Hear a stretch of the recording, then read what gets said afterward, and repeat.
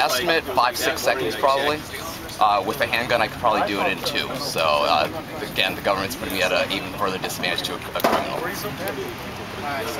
You're probably not going to be walking around carrying long weapons because it's a little bit bulky and cumbersome, isn't it? It's an inconvenience, and again, this is just our government telling us that they don't value us as a citizen enough. They say, okay, we're going to make life difficult for you, put you at a disadvantage. That criminal who's going to attack you, it's going to be easier for him, you're an easier target. So yeah, they are making life difficult for me, but I'm not going to completely roll over and allow myself to be a victim.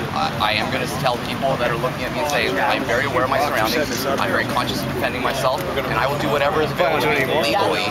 Because his head's in the shade, his shirt's blinding white. Expressions like this, although small, it's going to move with lawmakers take a second look. Well, I would hope to think there's some sort of logic and common sense going on in Sacramento. From what I've seen, there isn't a whole lot of that going on. But we need to have a whole dialogue starting from the very beginning with regards to concealed carry, open carry, what law-abiding citizens are allowed to do, and stop going after us and start doing something to get the criminals to stop attacking us.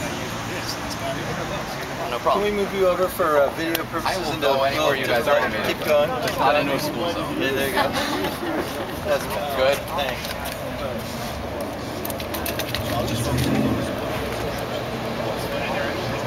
Concealed carry. Who am I looking to carry? What are you trying to accomplish? A couple different purposes. One, AB 144 was recently passed, which is taking away the right to carry a handgun in California away from us, beginning January 1st. So I want to make sure that people know that right still exists through the end of the year. That's number one. Number two, I want to make sure that even when that right is taken away, our current rights to carry a long gun will not be affected by that new legislation. So we're out here educating the public and law enforcement about what the laws are, making sure that everybody knows exactly what's going on so everybody can stay within the law and we as citizens can be able to protect ourselves. What message are you sending walking around with this? I'm saying that my government officials have forced me to do this. This is not something that we wanted to do. I've been open carrying for years now, and I've never carried a long gun until now. This is a reaction. This is a direct reaction to what our government officials in Sacramento have done to us. So we're not out here trying to intimidate anybody or anything like that. We're just saying that our government is making life difficult for us. We are willing to stay within the law, and currently, well, actually, as of January 1st, this is the only legal means we will have to be able to protect ourselves. And if they go into do action, and now you can't carry long guns, then what? Well, obviously, then they're basically telling us and all the citizens of California that they don't respect us. And we will find a way to stay within the law and continue to defend ourselves. If it means carrying swords or something else, we will find a way. But at the same time, we want to make sure that everybody understands that we can't just we can't just lay down and die and allow our government to trample on our rights. We need to be out there and contacting our officials and saying, what you're doing is wrong. Let's stop doing this. Let's have a real honest dialogue and let's fix the situation. Will you walk around on an average Saturday with a shotgun strapped to your back? Today is my first Saturday to be doing it, and I find it to be actually a little comfortable. I thought it was going to be cumbersome, so I don't see an issue against it. And why should anybody feel comfortable? They don't know you from Adam, and they see a man who they don't know walking around with shotgun shells. I don't go around asking people what's going on in their personal lives. I'm not doing anything to intimidate anybody. I'm not acting in an irrational manner. So if they have any sort of problem with me, that's not my fault. I mean, you look back in the days where they used to hold down minorities, and one of the reasons they used to say is black people scare people. It's ridiculous.